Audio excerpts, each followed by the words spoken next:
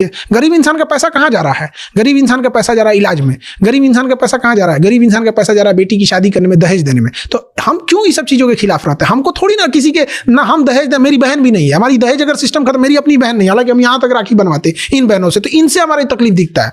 और हम दहेज रहेगा भी तो हमको कोई दुख नहीं है देने में लिए। हम किसके लिए लड़ाई लड़ते हैं? दूसरे के लिए। क्योंकि गरीब इंसान का पैसा बर्बाद हो रहा है ना वहां पे। उस जीवन, एक गरीब इंसान की अगर 3 बेटी है, जीवन में वो कुछ नहीं कर सकता है,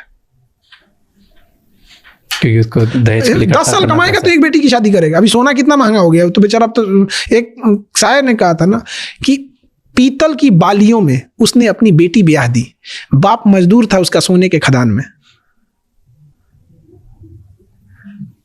बहुत बुरा हाल हो जाता है।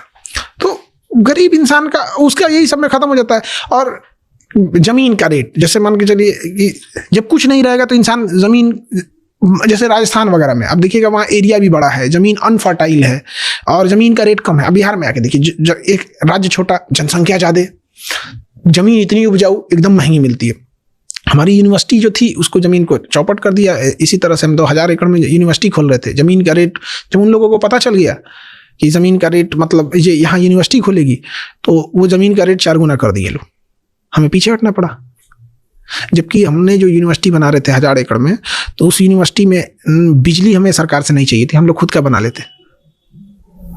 नहीं हो पाया। नहीं, जमीन, जैसे जो जमीन थी ना, ऑलरेडी वो लोग मार्केट रेट से 2 लाख महंगा हमको दे रहे थे।